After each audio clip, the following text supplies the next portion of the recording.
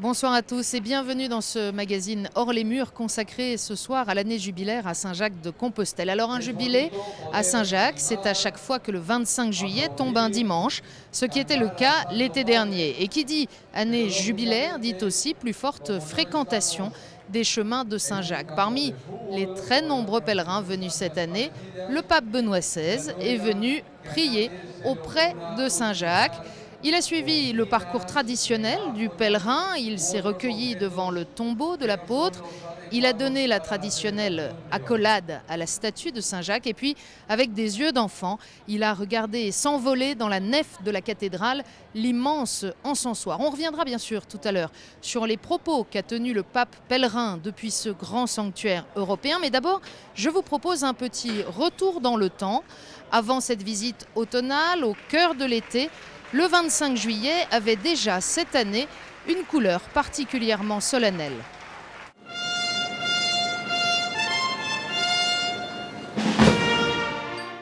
« 25 juillet 2010. En ce jour qui célèbre Saint-Jacques le Majeur, la ville de Compostelle est en fête. Des milliers de fidèles sont venus assister à cette cérémonie. Ce jour-là, en présence des autorités de la province de Galice, la célébration commence par les honneurs militaires rendus au roi d'Espagne, Sa Majesté Juan Carlos.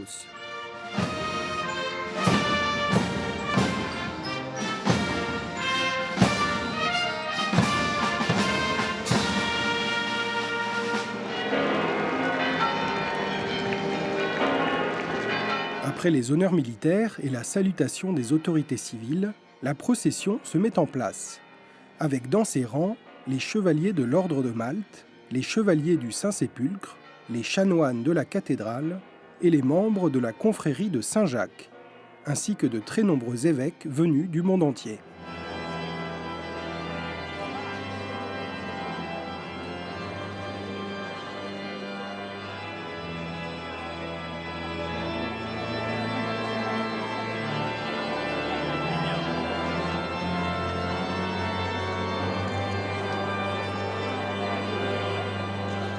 C'est l'archevêque de Santiago, Monseigneur Julián Barrio, qui préside la messe.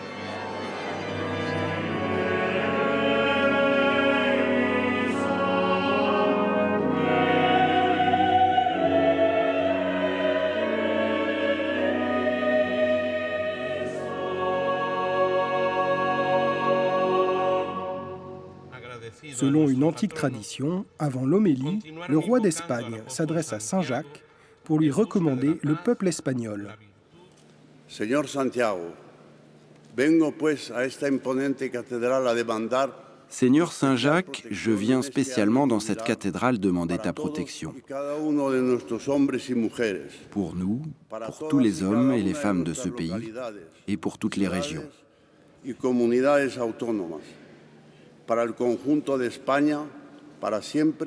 L'Espagne a toujours trouvé en toi les ressources pour surmonter les difficultés et retrouver l'espérance.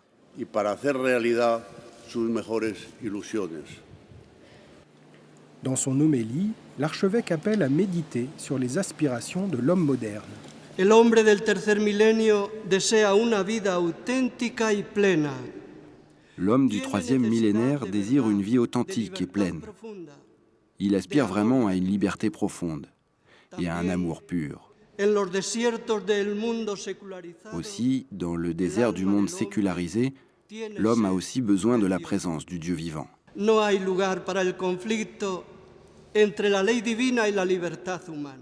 n'y a pas de conflit entre la loi divine et la liberté humaine. La liberté reçue du Christ et le service rendu au prochain sont les fondements de la morale chrétienne.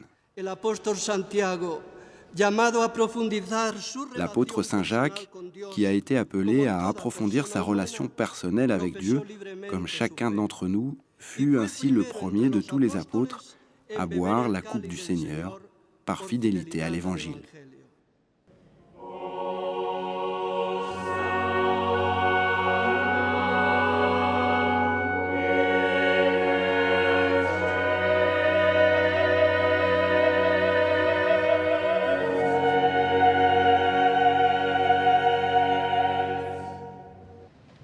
À la fin de la messe vient la tradition du buta fumero, cet encensoir géant de 80 kg qu'on balance dans la cathédrale lors des célébrations liturgiques de l'année sainte.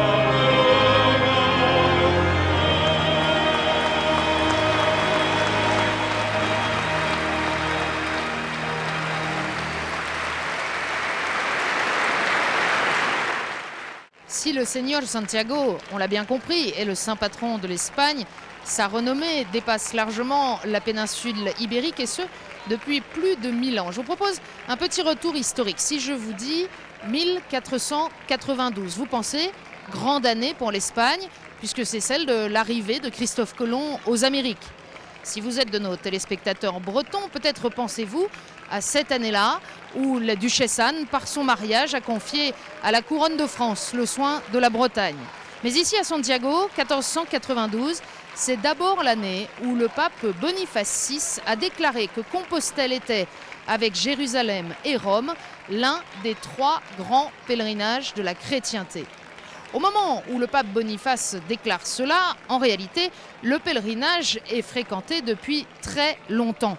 C'est vers l'an 800, après la découverte miraculeuse par l'ermite Pélayo ou Pélagius d'un tombeau en Galice, que l'histoire commence. Toute cette première partie de l'histoire du pèlerinage de Saint-Jacques, elle est racontée déjà dans un livre précieux, le Codex Calixtinus. Philippe Mouret a eu pour nous, pour vous, la grande chance d'obtenir du recteur de la cathédrale de Compostelle qu'il nous raconte ce qu'il y a dans ce livre. Le Codex Calixtinus est un manuscrit du XIIe siècle, un manuscrit divisé en 5 livres ou 5 parties. On l'appelle Codex Calixtinus car il est attribué au pape Calixte II.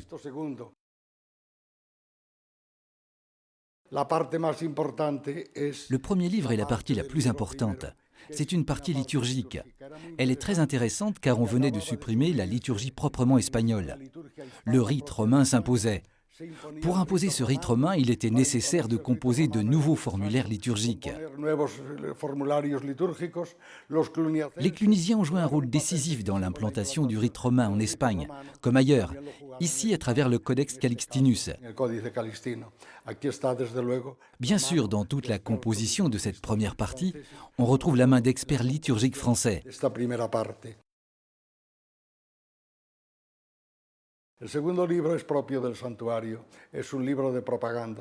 Le deuxième livre est propre au sanctuaire.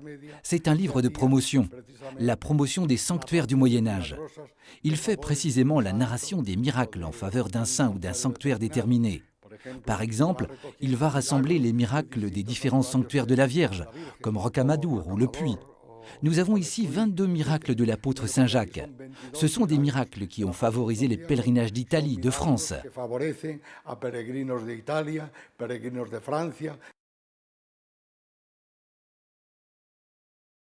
Le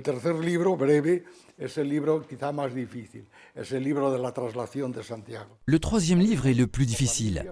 C'est le livre de la translation de Saint Jacques. Saint Jacques est le seul apôtre dont la Bible fait le récit du martyre dans les Actes des Apôtres.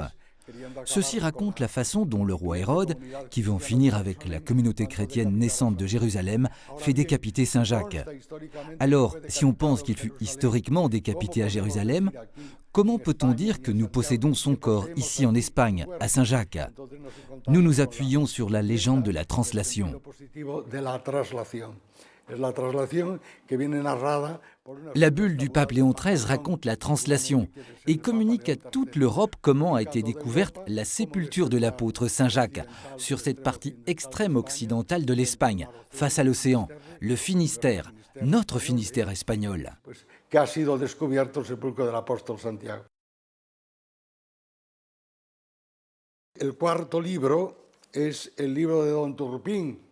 Le quatrième livre est le livre de Dom Turpin. Celui-ci suppose une révélation pour expliquer pourquoi, si le corps de l'apôtre Saint Jacques fut apporté au 1er siècle, pourquoi on n'en sait rien jusqu'au 9e siècle.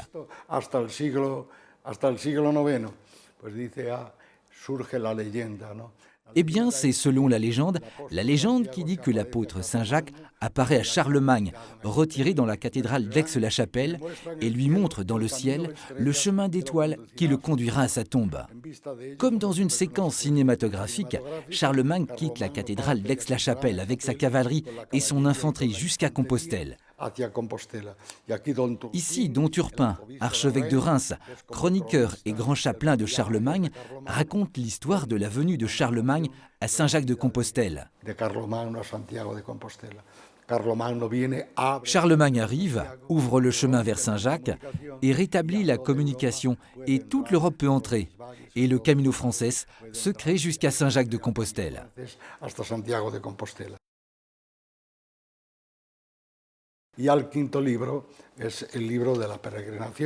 Le 5e livre est le livre du pèlerinage proprement dit. Il est considéré comme le premier guide touristique d'Europe ou guide du pèlerinage. Ainsi, on peut dire sans aucun doute que l'influence française est grande du fait de la présence des clunisiens et des bénédictins dans la composition des textes liturgiques. De plus, on raconte que dans le chapitre du début du XIIe siècle, on comptait des collaborateurs français étudiant à Saint-Jacques-de-Compostelle.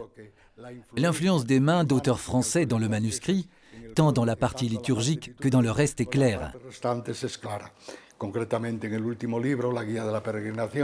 Concrètement, le dernier livre, le livre du pèlerinage, décrit les chemins français qui convergent à Puente l'Arena pour suivre un chemin unique. Les grands sanctuaires français sont largement décrits. Saint-Cernin de Toulouse, Saint-Hilaire de Poitiers, Sainte-Eutrope, etc., etc. Il y a là une grande connaissance de toute la réalité de la dévotion populaire et des pèlerinages aux sanctuaires français qui sont pour certains très bien parcourus et très bien décrits. Et pour finir, d'un point de vue culturel, le plus important de tout pour l'histoire de la musique, c'est cet ensemble de pages qui est l'ensemble le plus important dans l'histoire de la polyphonie.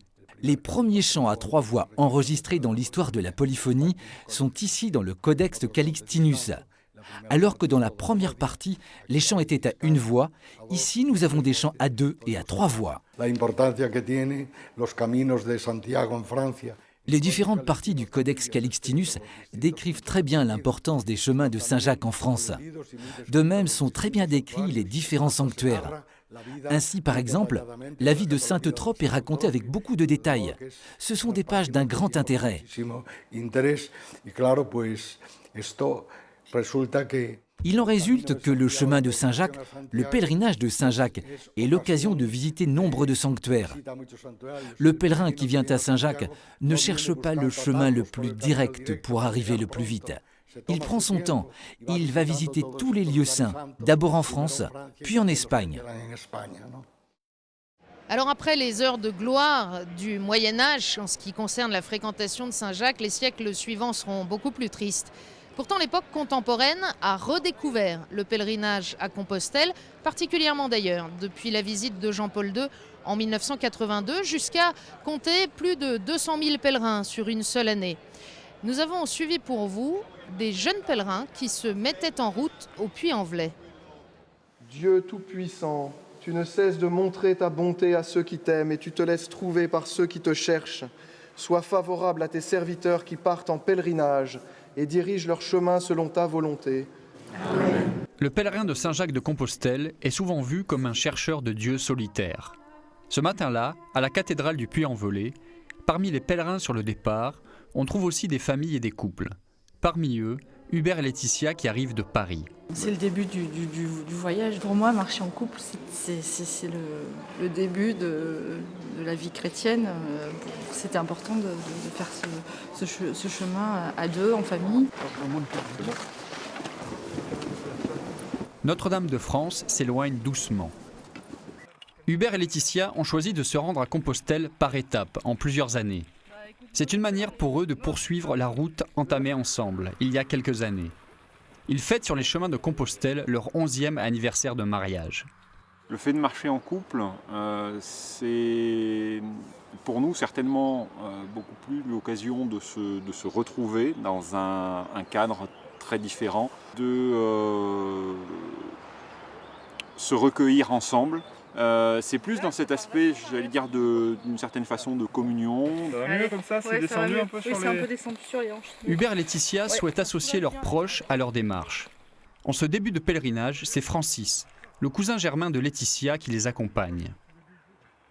Après une après-midi de marche, c'est l'arrivée chez Madame Allègre, premier gîte d'étape. Puisqu'ils sont arrivés, on va manger. À table, les 3 compagnons rencontrent des pèlerins qui viennent de bien plus loin qu'eux. Suisse, Belgique, Angleterre et même Québec. Le repas est l'occasion pour chacun de partager ses attentes de pèlerinage.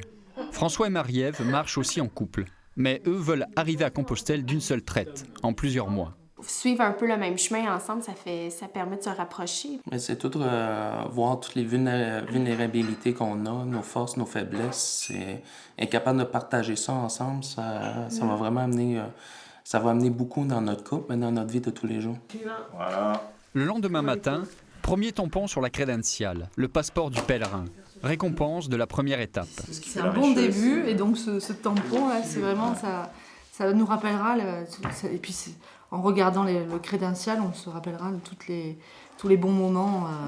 Deuxième jour de marche, la pluie rend la progression plus difficile. C'est là que le bourdon, le bâton de pèlerin et la main tendue deviennent indispensables. Après 15 km de marche, nos amis sont accueillis à Saint-Privat d'Allier par un temps de prière. Il est animé chaque jour par un paroissien. Ils approchèrent du village où ils se rendaient, et lui fit mine d'aller plus loin. Ils le pressèrent en disant « Reste avec nous, car le soir vient, et la journée déjà est avancée. » On a pensé que le thème des pèlerins d'Emmaüs était tout à fait dans la ligne du pèlerinage d'aujourd'hui. Quand on marche et quand on part avec le cœur ouvert, on va au-devant des rencontres, on s'ouvre aux autres et quelque chose se passe. On peut être randonneur, mais vraiment on devient pèlerin. Et ça, j'allais dire que c'est à travers ce type de temps de prière, de réflexion, de retour sur soi, de partage avec les autres, que petit à petit on entre dans la peau du pèlerin. Le chemin de conversion à travers le pèlerinage de Compostelle a commencé pour Hubert et Laetitia. Ils espèrent le poursuivre très vite avec leurs 3 enfants et leurs amis. Alors il y a ceux que la foi met en route, comme Hubert et Laetitia que nous venons de voir. Mais aujourd'hui, les motivations de ceux qui marchent sur les chemins de Saint-Jacques sont très diverses. Il faut savoir que la Fédération française de randonnée pédestre, par exemple, a inscrit les chemins de Saint-Jacques dans ses guides depuis les années 1970.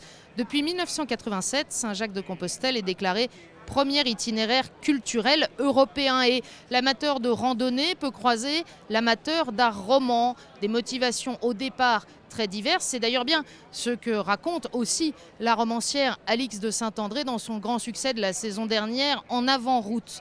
Mais quelle que soit leur motivation au départ, les pèlerins font en route une expérience authentique. Philippe Mouret est allé à la rencontre de ceux qui arrivent à Saint-Jacques. Outreya est leur cri de ralliement. Ils marchent depuis des jours, des semaines, des mois. Ils ont parcouru 100, 200, 1000, 2000 km et parfois bien plus. Pour les pèlerins qui arrivent au bout du Camino Frances, le premier contact avec Saint-Jacques de Compostelle, c'est le Monte do Gozo, c'est-à-dire le mont de la joie. Joie de toucher au but après maintes épreuves. Angela est autrichienne. Elle a marché 800 km depuis Saint-Jean-Pied-de-Port en France. Pour elle, faire le chemin n'était pas une démarche spirituelle, mais un défi personnel, comme pour beaucoup au départ.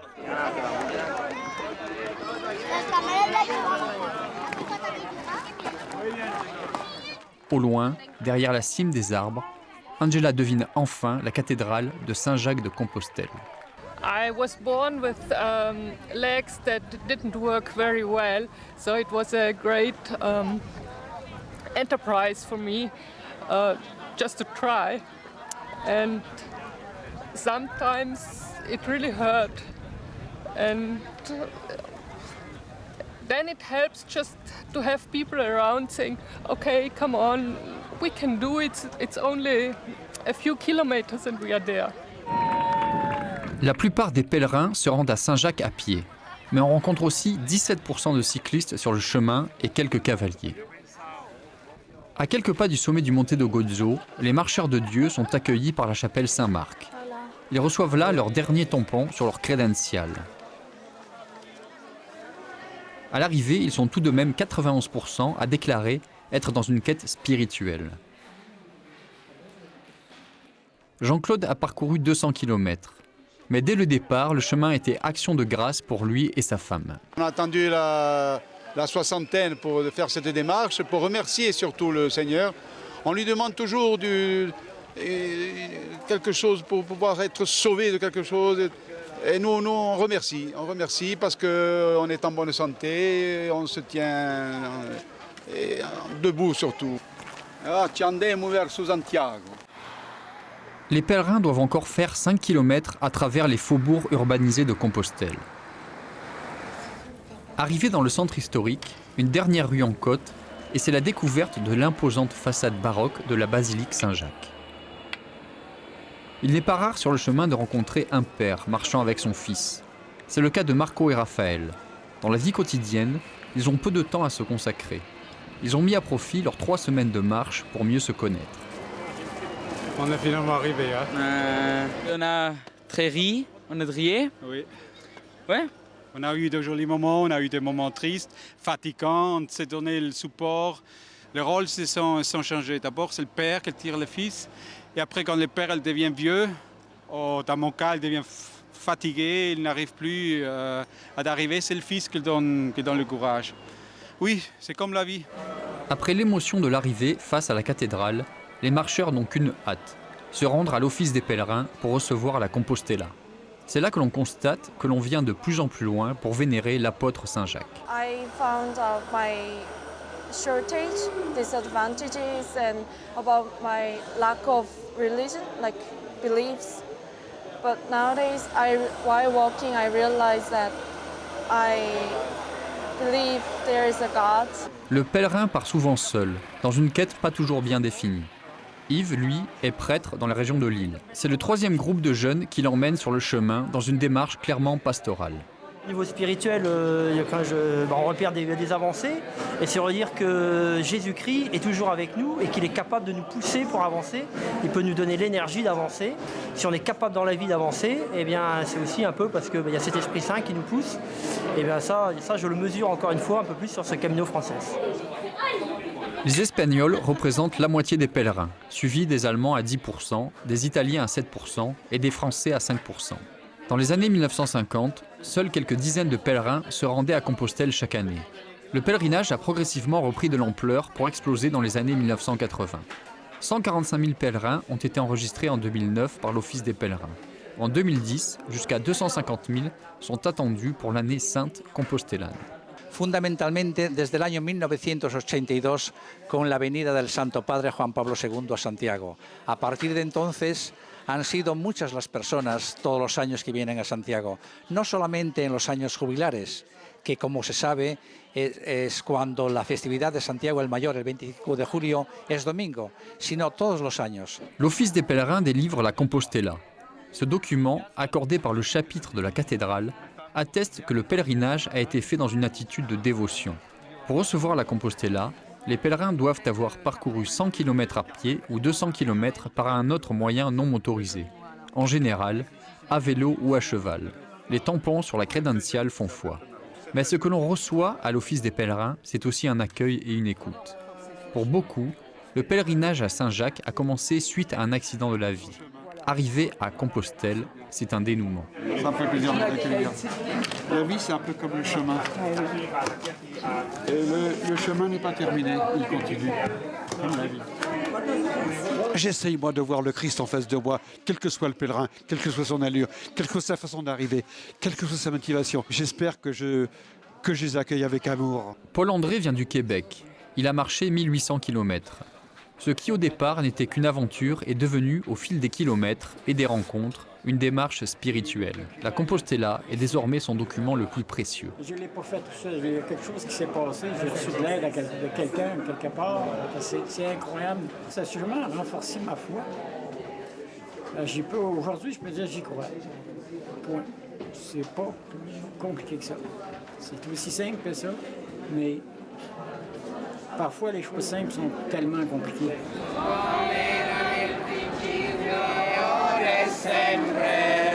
Compostelle est le troisième grand pèlerinage chrétien avec Jérusalem et Rome. Le dernier où l'on se rend encore à pied. Mais il n'est pas nécessaire de marcher pour venir vénérer Saint-Jacques. Cette année, ce sont 10 millions de visiteurs qui sont attendus. Ce groupe de pèlerins est venu de Sicile en avion. We are now going into the Saint door, which is a symbol of Jesus Christ. Fabio vient de Madère. Il a parcouru avec sa mère 150 km sur le chemin portugais pour venir faire l'abrazzo, l'accolade, à la statue de Saint-Jacques et vénérer ses reliques. Pour bien des pèlerins, c'est au terme de ce chemin qu'ils comprennent que le pèlerinage à la suite du Christ ne fait que commencer. This world needs people who has patience for the others, who can forgive the others, and this Camino helps you to do that. Along the way, you have some experiences that teach you better how to do this. En cette année jubilaire, une indulgence plénière est accordée à tout fidèle qui visite la cathédrale de Saint-Jacques de Compostelle pour prier aux intentions du pape, qui communie et reçoit le sacrement de réconciliation, qu'il accomplisse sa démarche à pied, à vélo, à cheval ou par tout autre moyen. On vient de le voir dans cette série de témoignages, les pèlerins de Saint-Jacques viennent aujourd'hui de partout dans le monde. Les Français ne sont pas forcément les plus nombreux, reste que de nombreux chemins pour aller à Saint-Jacques traversent la France et se rejoignent pour faire le fameux Camino Frances. Il était donc normal, devant le regain d'intérêt pour ces chemins de Saint-Jacques, mais aussi la grande diversité des motivations de ceux qui marchent, que les évêques français, dont les diocèses sont traversés par les chemins de Saint-Jacques, s'interrogent sur la manière d'accueillir ces marcheurs et leurs motivations diverses, sur la manière de profiter aussi de cette occasion donnée, de leur annoncer le Christ. Eh bien, ces évêques français, 15 évêques français, à l'invitation de 7 évêques espagnols, eux aussi concernés par les routes de Saint-Jacques, se sont retrouvés à Compostelle en juillet dernier. Philippe Mouret était avec eux.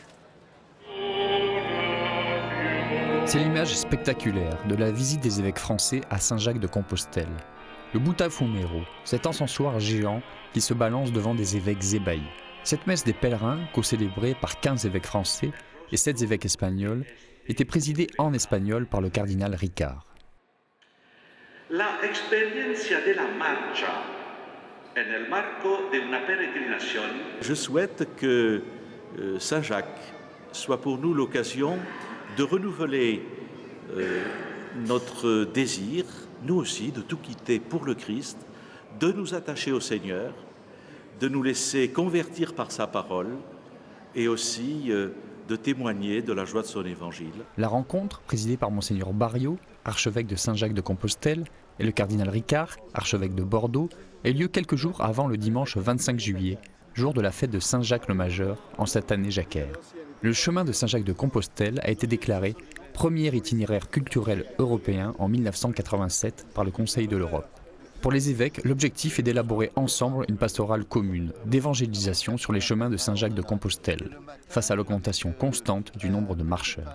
Je pense que nous saisissons en tout cas l'enjeu pour nous-mêmes de cette pastorale du chemin de Saint-Jacques comme lieu d'une première annonce pour beaucoup de pèlerins qui viennent pour des motivations qui ne sont pas nécessairement chrétiennes, mais qui, derrière des motivations diverses et variées, sont quand même en quête d'un sens à donner à leur vie. Le pape Benoît XVI a lui-même exprimé sa prière pour les pèlerins de rencontrer le Seigneur sur le chemin dans une lettre adressée à Monseigneur Barriot lors de l'ouverture de l'année sainte. De manera especial, el Papa nos pide que acompañemos a los peregrinos para que puedan encontrarse con Jesús, para que puedan vivir esa comunión con Cristo.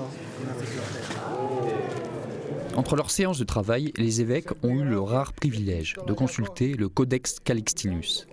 Cet ouvrage du XIIe siècle est parfois considéré comme un don de la France à Saint-Jacques de Compostelle, car beaucoup de ses auteurs sont français. Sa dernière partie décrit les lieux de vénération de saints traversés par l'un des 4 chemins historiques en France. Le Codex Calixtinus rappelle ainsi les liens qui existent depuis toujours entre les diocèses français traversés par ces chemins et Saint-Jacques. Parmi les routes qui conduisent à Saint-Jacques et qui partent, les points de départ de pèlerinage importants, il y a bien sûr le puits, mais il y a aussi une des voies les plus anciennes qui est celle de Tours. Et celle de Tours est liée effectivement au lieu de pèlerinage. Saint-Martin a attiré des foules de pèlerins. Donc beaucoup de pèlerins ont voulu partir du tombeau de Saint-Martin pour arriver à celui de Saint-Jacques. Donc le croisement du culte de deux grands saints. Comme tout pèlerin arrivant à Saint-Jacques-de-Compostelle, les évêques français ont accompli l'abrazzo, c'est-à-dire l'accolade, à la statue de Saint-Jacques au-dessus du maître-autel de la cathédrale, puis sont descendus vénérer les reliques du saint à la crypte. Donc refaire ce même geste qui a été fait par des millions de personnes avant nous et qui continuera à l'être est quelque chose d'important. On se met dans la démarche de gens qui sont en chemin et nous sommes en chemin avec eux. Je crois profondément que le corps de Saint-Jacques a été transféré dans des conditions que j'ignore dans ce lieu et je viens ici me recueillir auprès d'un familier de Jésus, d'un apôtre de Jésus qui m'invite à être toujours disciple. Dans la cathédrale même de Saint-Jacques-de-Compostelle, la chapelle Saint-Sauveur rappelle les liens anciens entre Saint-Jacques et la France. Les rois de France en sont les patrons depuis le XIVe siècle.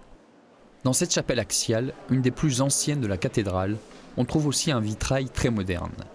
Il représente les 4 routes historiques en France, Le Puy, Tours, Vézelay et Arles, qui se rejoignent pour devenir le Camino Frances. Le pèlerinage à Saint-Jacques façonne l'âme française, fait partie de notre culture profonde et a permis la rencontre de peuples et de cultures différentes. Enfin, parmi les témoignages récents de la relation qui unit l'apôtre Saint-Jacques le Majeur à la France, depuis les années 60, à l'initiative de la Société des Amis de Saint-Jacques-de-Compostelle, le 25 août, fête de la Saint-Louis, est devenu le jour de la France à Saint-Jacques-de-Compostelle.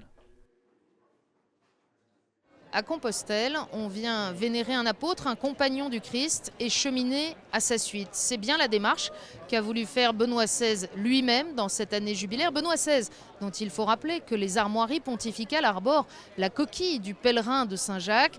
Benoît XVI qui a dit aussi qu'il vit son ministère de successeur de Pierre comme un pèlerin confiant dans la providence. C'est bien en pèlerin et pour nous redire ce qu'est un pèlerinage qu'il est d'abord venu à Compostelle.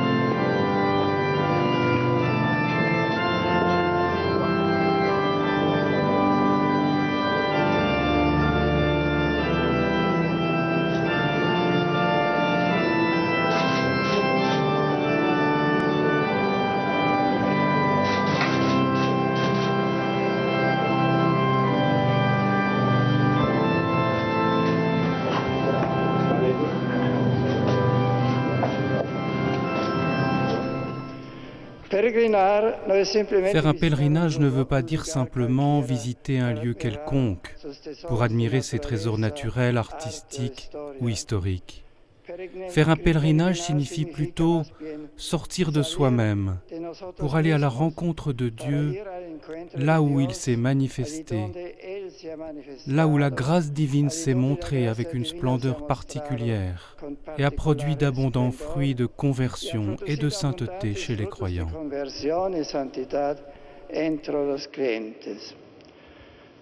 Les chrétiens se rendirent en pèlerinage surtout sur les lieux liés à la passion, à la mort et à la résurrection du Seigneur en Terre Sainte, puis à Rome, ville où Pierre et Paul ont été martyrisés, et à Compostelle, qui est liée à la mémoire de Saint Jacques et qui a accueilli des pèlerins du monde entier, désireux de fortifier leur âme à travers le témoignage de foi et d'amour de l'apôtre.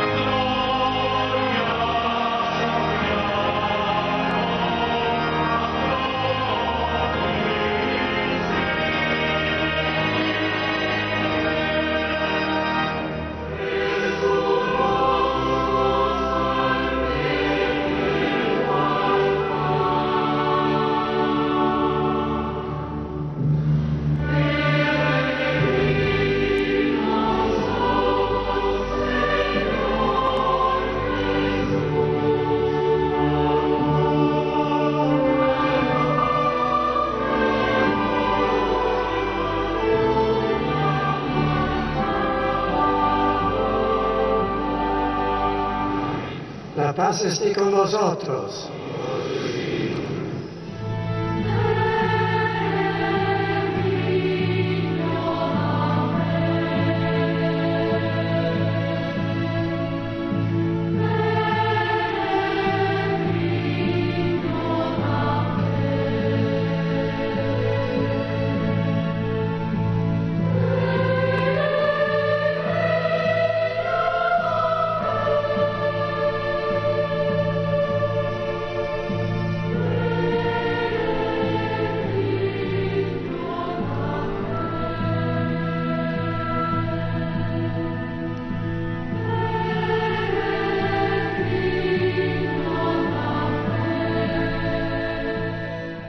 Comme son prédécesseur Jean-Paul II en 1982, Benoît XVI, bien sûr, depuis ce grand sanctuaire européen, a voulu aussi parler de l'Europe, parler à l'Europe de l'urgence de réentendre la voix de Dieu sous les cieux européens. On l'écoute. Nous, les hommes, nous ne pouvons vivre dans les ténèbres sans voir la lumière du soleil. Alors, comment est-il possible que soit nié à Dieu, soleil des intelligences, force des volontés et boussole de notre cœur, le droit de proposer cette lumière qui dissipe toutes ténèbres?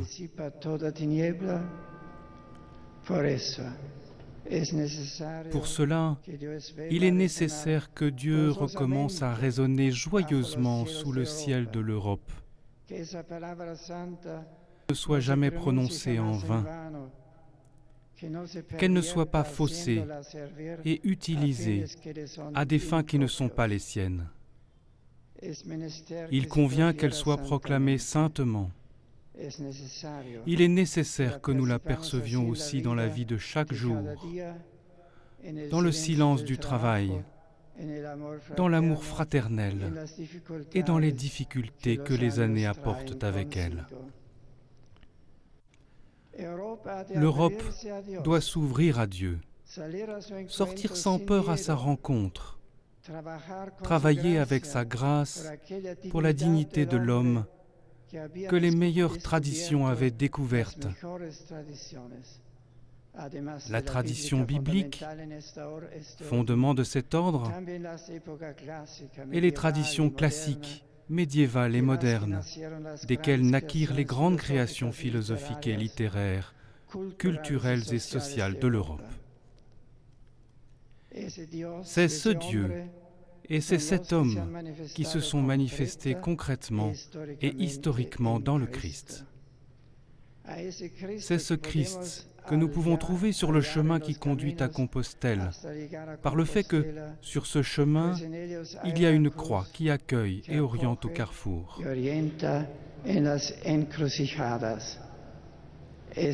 Cette croix, signe suprême de l'amour porté jusqu'à l'extrême, et en cela, don et pardon en même temps, doit être l'étoile qui nous guide dans la nuit du temps.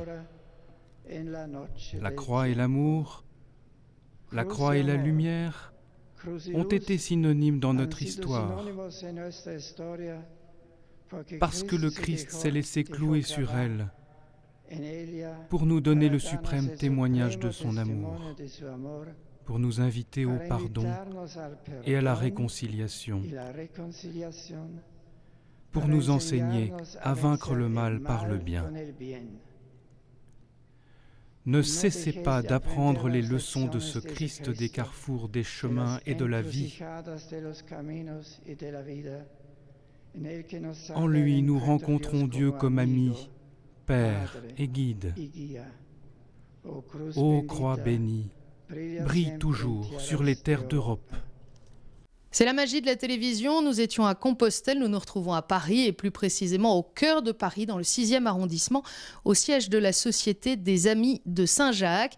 Avec nous, le père Jean-Romer Armegat, qui en est un membre éminent. Bonjour mon père. Bonjour Philippine. Merci d'accepter de conclure cette émission avec nous. Un mot sur cette Société des Amis de Saint-Jacques ? Elle a été fondée en 1950, donc à la fois au lendemain de la Seconde Guerre mondiale et au moment de la reprise des grands pèlerinages. Et elle s'occupe d'accueillir, d'aider les futurs pèlerins et de recueillir, de rassembler les anciens pèlerins. Donc c'est une société nationale pour aider au pèlerinage de Saint-Jacques. Alors est-ce qu'on peut dire qu'au fond, pour beaucoup, le pèlerinage, ça commence ici ? Ça commence quand et où un pèlerinage ? Oh, souvent, j'ai dit que le pèlerinage commence le jour où je quitte mon appartement et où je pars comme pèlerin. Mais c'est vrai que pour beaucoup, l'aventure commence ici lorsqu'on rencontre d'anciens pèlerins, lorsqu'on se renseigne pour savoir quelle est la meilleure période pour partir, qu'est-ce qu'il faut emporter, comment ça se passe sur le chemin. Ça veut dire qu'on s'est déjà un peu mis en route dans sa tête.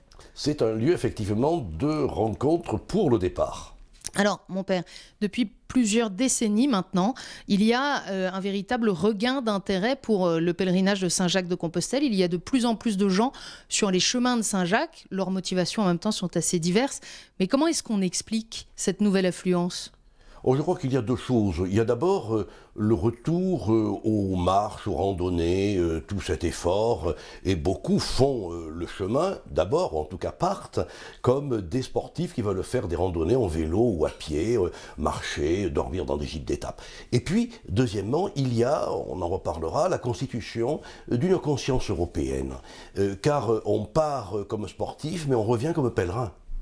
Alors comment est-ce qu'on transforme un marcheur en pèlerin ? Le pape a beaucoup insisté pendant sa visite à Compostelle, pendant son propre pèlerinage, sur le fait qu'un pèlerinage, ce n'est pas une démarche touristique, on ne va pas visiter quelque chose. Un pèlerinage, c'est une démarche, c'est-à-dire que l'on marche. Et que l'on marche avec d'autres.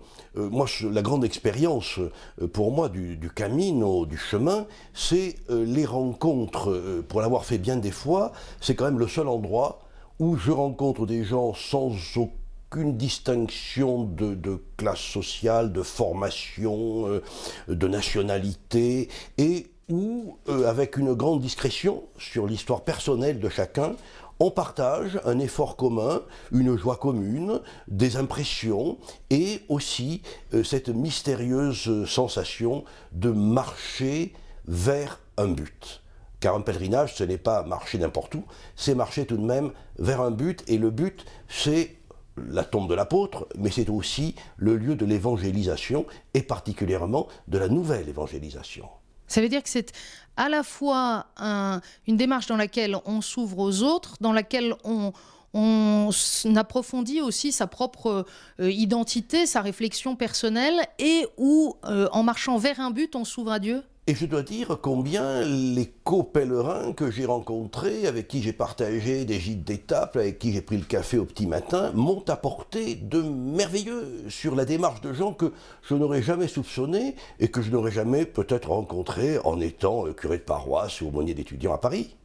Père Armogat, est-ce que c'est indispensable pour un chrétien de faire physiquement des pèlerinages, ou est-ce qu'au fond le pèlerinage, c'est pas la vie spirituelle du chrétien qui est un pèlerinage, comme le disait saint Bonaventure? Eh bien, moi je crois que souvent on a dit que la vie c'est un pèlerinage. Moi je crois que le pèlerinage c'est comme la vie. Et j'insiste beaucoup sur le fait que le pèlerinage, aller dans sa paroisse en portant des rameaux, il y a dans la tradition chrétienne un grand sens du pèlerinage, ne serait-ce que le dimanche des rameaux, ne serait-ce que nos processions du temps jadis que l'on retrouve aujourd'hui. Qu'est-ce qu'un chemin de croix? Et ces chemins de croix qui attirent des milliers de Parisiens chaque année le vendredi saint, sinon une forme de pèlerinage. Je crois que marcher, l'effort que cela représente, le fait de renoncer à ses rendez-vous, de renoncer aux commodités de sa maison, quitter sa maison, c'est une démarche fondamentale, je crois, depuis Abraham. Et on le voit particulièrement ces dernières années partout en France aussi, dans les paroisses, les traditions de procession et de pèlerinage qui reprennent beaucoup de force. Je voudrais, parce qu'il nous reste à peine quelques minutes, mon père, qu'on aborde aussi un autre sujet très important à Compostelle. On se souvient qu'en 1982, de Compostelle, Jean-Paul II avait lancé un cri plein d'amour à l'Europe: sois toi-même, retrouve-toi toi-même, renouvelle la vigueur de tes racines. À nouveau, en novembre 2010, Benoît XVI a parlé de l'Europe, il a parlé à l'Europe, il a insisté sur la nécessité pour que la voix de Dieu résonne à nouveau joyeusement sous le ciel d'Europe. Pourquoi l'Europe et Compostelle comme ça? 1982, Jean-Paul II, 2010, Benoît XVI. 30 ans de distance, c'est une génération. Benoît XVI s'adresse à des jeunes qui sont nés après la chute du mur de Berlin et qui ignorent ce que j'ai connu, une Europe coupée en deux par un rideau de fer. Et je crois que Benoît XVI prend acte de cette nouvelle Europe, et l'effort de la nouvelle évangélisation, dont on parlera beaucoup dans les prochains mois, y compris à Paris avec le Parvis des Gentils, eh bien c'est un effort de repenser les racines chrétiennes d'une Europe qui s'étend désormais jusqu'à l'Oural. Père Armogat, merci infiniment de nous avoir donné ces éclairages. Merci aussi à la Société des Amis de Saint-Jacques qui non seulement nous a accueillis pour cet entretien, mais nous a considérablement aidés ces derniers mois pour la réalisation de nos reportages. Et puis un grand merci à François Lespès et Philippe Mouret pour la réalisation de cette émission. Bien sûr, à vous aussi de votre fidélité. À très bientôt.